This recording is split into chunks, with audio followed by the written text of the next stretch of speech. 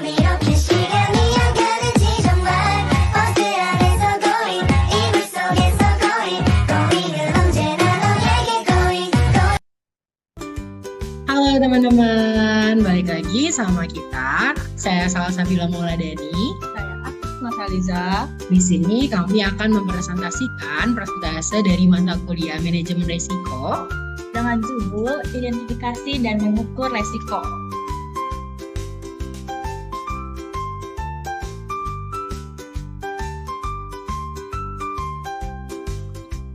Yang pertama, itu ada apa sih identifikasi resiko itu?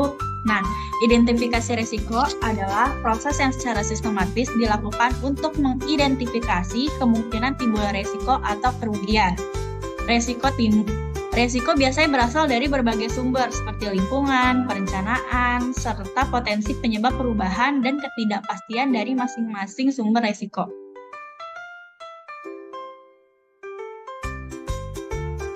Nah, di sini ada pentingnya mengidentifikasi resiko. Nah, ada 6 poin dari pengertian tersebut. Yang pertama adalah mengidentifikasi, menilai, dan juga memberi skor resiko secara jelas. Lalu yang kedua yaitu adalah memusatkan perhatian lebih pada resiko utama. Lalu yang ketiga, memperjelas tentang batasan kerugian. Yang keempat, meminimumkan potensi kerusakan apabila timbul keadaan yang paling buruk. Yang kelima, mengontrol aspek ketidakpastian dalam proyek. Dan yang terakhir, memperjelas dan menegaskan pesan setiap orang atau organisasi yang terlibat dalam manajemen.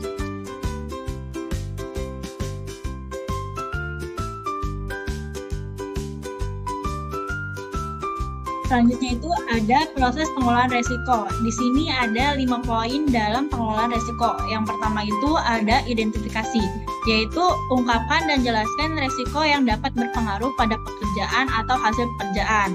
Yang kedua ada analisis. Nah, di analisis ini kita harus menentukan penyebab kemungkinan dari dampak setiap resiko. Yang ketiga itu ada evaluasi atau tentukan peringkat. Evaluasi skor dan prioritaskan resiko mana yang akan ditindaklanjuti. Lalu yang keempat yaitu adalah tanggapi atau tangani. Nah, jadi di sini tuh nanti dibuat rencana untuk menangani atau memodifikasi resiko untuk mencapai tingkat risiko yang dapat diterima dan juga diimplementasikan. Lalu yang terakhir ada pantau atau lapor. Nah, jadi di sini pantau lalu telusuri dan juga tinjau risiko untuk memastikan tingkat risiko masih dapat diterima atau tidak. Seperti itu.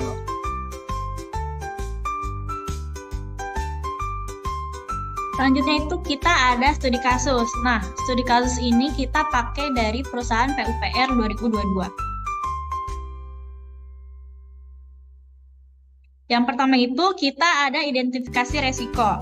Nah, identifikasi resiko ini kita mengungkapkan dan jelaskan resiko-resiko yang dapat berpengaruh pada pekerjaan atau hasil pekerjaan.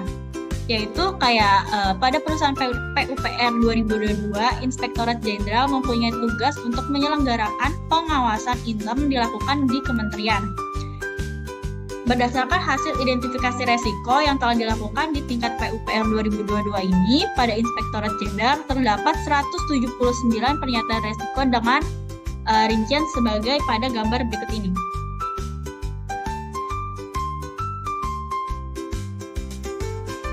Yang kedua itu ada analisis. Nah, pada analisis ini, setelah melakukan identifikasi yang sebelumnya, maka diperoleh dari beberapa kategori resiko, yaitu sebagai berikut pada gambar berikut ini.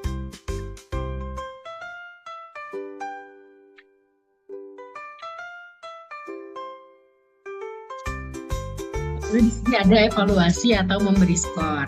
Nah, jadi di sini dari kategori resikonya yang sebelumnya sudah ada di gambar sebelumnya juga, di sini sudah terlihat jelas ya, ada keuangan, reputasi, dan lain-lain.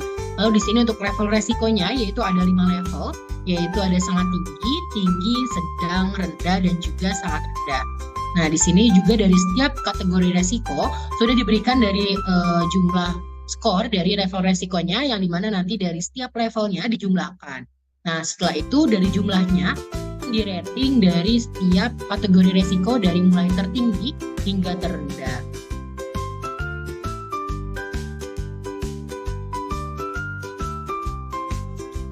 Nah, Nah, lalu yang keempat yaitu ada tanggapi atau tangani. Nah, dijelaskan pada gambar berikut contoh pernyataan resikonya yang tertinggi yaitu adalah potensi kapabilitas APIP IACM yaitu untuk tidak mencapai level 4.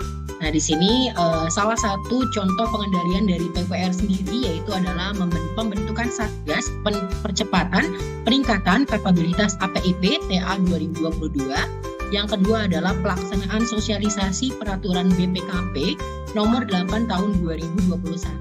Lalu yang ketiga adalah pelaksanaan penilaian mandiri. Dan yang terakhir adalah koordinasi permintaan evaluasi dan penetapan level kepastian kapabilitas yaitu APIP kepada BPKP. Nah, di sini kategori resikonya yaitu ada di resiko reputasi. Nah, sementara untuk kategori yang terendahnya yaitu adalah potensi hasil pengawasan Inspektorat Jenderal digugat di pengadilan. Nah, di sini yaitu cara untuk menanggulanginya yaitu berkonsultasi dengan bagian HKIKP atau dengan Biro Hukum dari Setjen sebelumnya untuk mengeluarkan rekomendasi yang beresiko mendapatkan gugatan hukum dari penyedia jasa. Nah, di mana di sini kategorinya yaitu ada di resiko hukum seperti itu. Nah, lalu untuk tahap selanjutnya yaitu adalah pantau atau lapor yang dimana dari kategori-kategori sebelumnya sudah ada jalan keluar atau cara menanggulanginya, dan di sini adalah tahap pantau yang dimana apabila ada kategori resiko yang dimana apakah ada kemungkinan untuk terjadi yang kembali.